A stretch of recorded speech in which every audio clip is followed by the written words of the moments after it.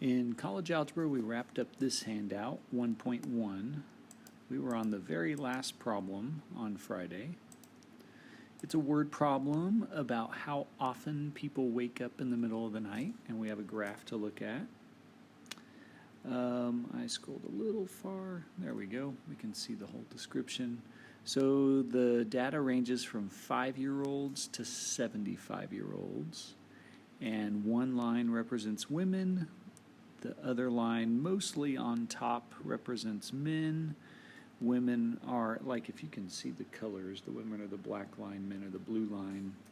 And it says, at which age, estimated to the nearest year, do women have the least number of awakenings? So we want to look at, hopefully, this red spot right there, if you can see that on the board. So that looks like to me 8 or 9 years old. Let's go with 8 years old. That's the low point in the women's graph.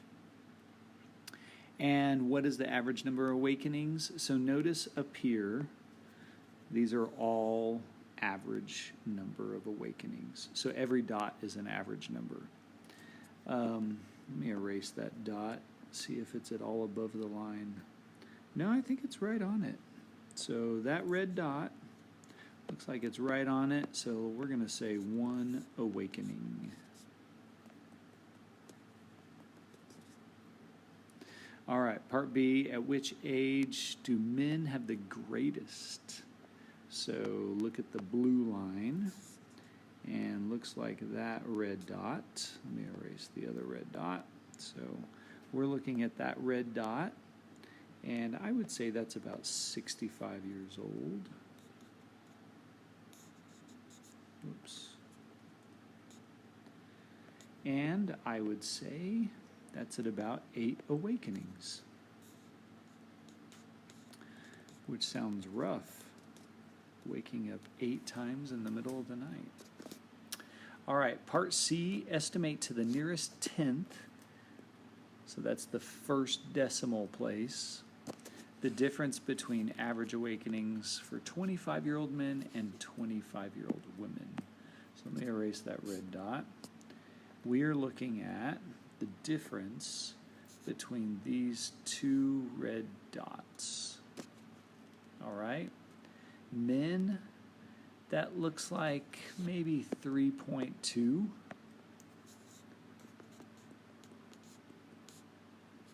Oops. And women, that looks like I think we said 1.5 in class. I don't know. I think it's closer to 1.4, but we'll go with that. So we go 3.2 minus 1.5, and we get 1.7 awakenings. Now, please don't stress over the precision of this. This is an estimate. So what I will ask is that you show your estimates. So it really helps if you show me that work right there. Because if you just write down a number, let's say you write down 2.0, then I don't know if you're reading that right, if you even subtracted. Please show your work in scenarios like that. Last one on this page, estimate to the nearest 10th difference between 18-year-olds.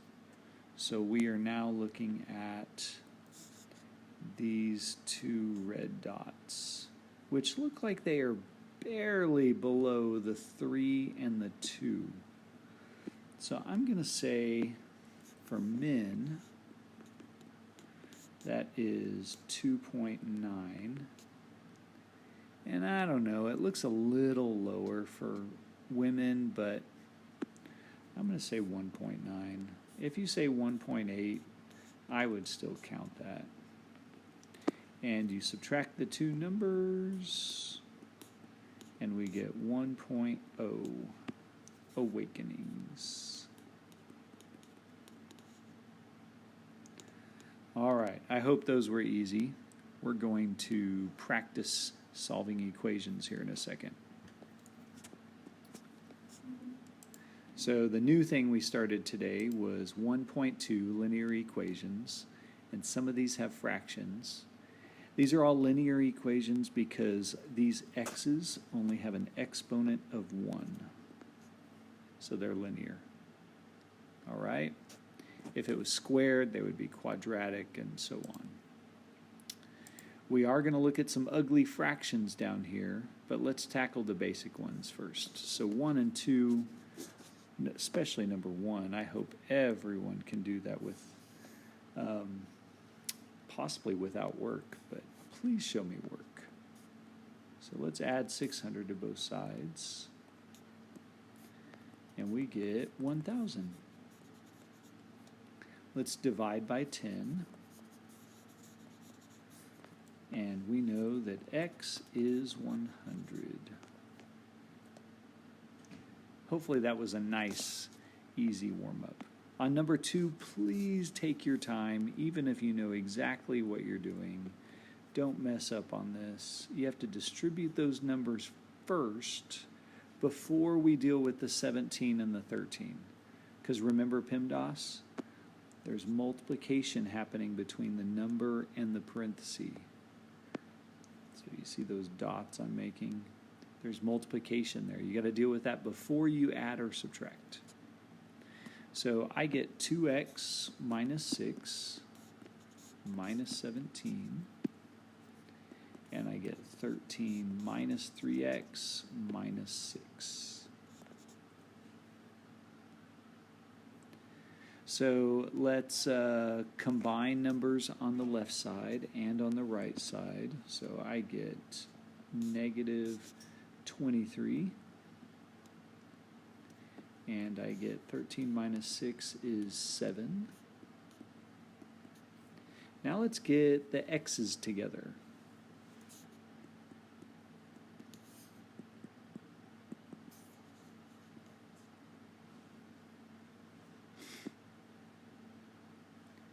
And we get 5x minus 23 equals 7.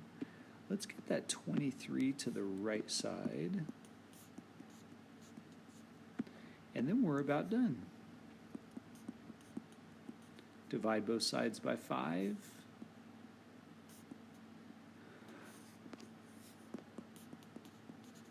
We got 6.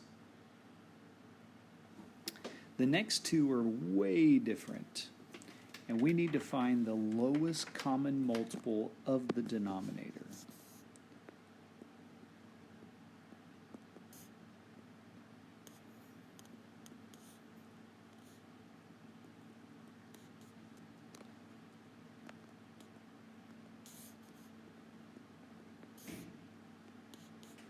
That typed part is in the way.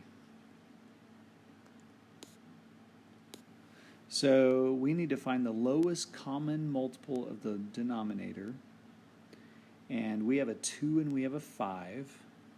I would say it is 10. Let me erase some stuff. So that 10 stands out. 10 is the lowest common denominator, lowest common multiple. I want to multiply the entire equation by 10.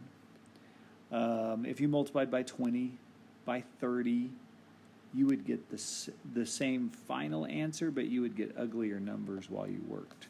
So 10 is the lowest number I can multiply by, and the reason why we want to multiply by it is so that the fractions will cancel out. So when I distribute that 10, I get this.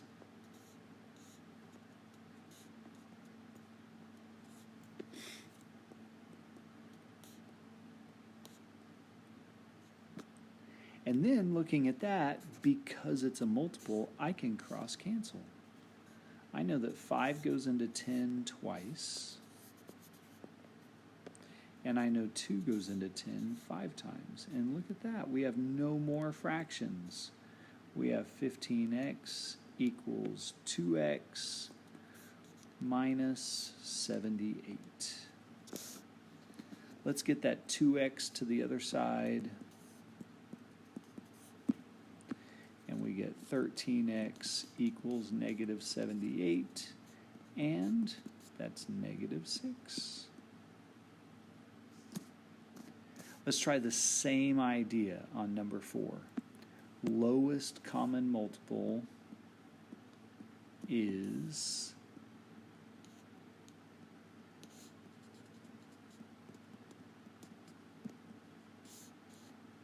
12. 4 goes into it, 3 goes into it, and 6 go into it. So I'm going to multiply that entire equation by 12.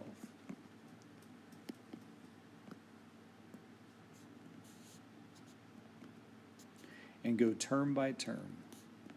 Some people try and do this step in their head, but I suggest you show the work.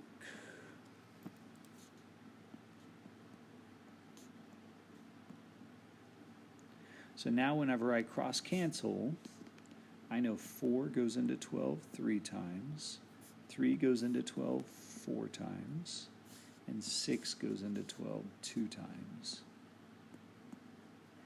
And then I know 3x equals 8x plus 10. So let's move the 8x over and we'll be about done. I know negative 5x equals 10, so x is negative 2. All right, hope that made sense. I will see y'all later.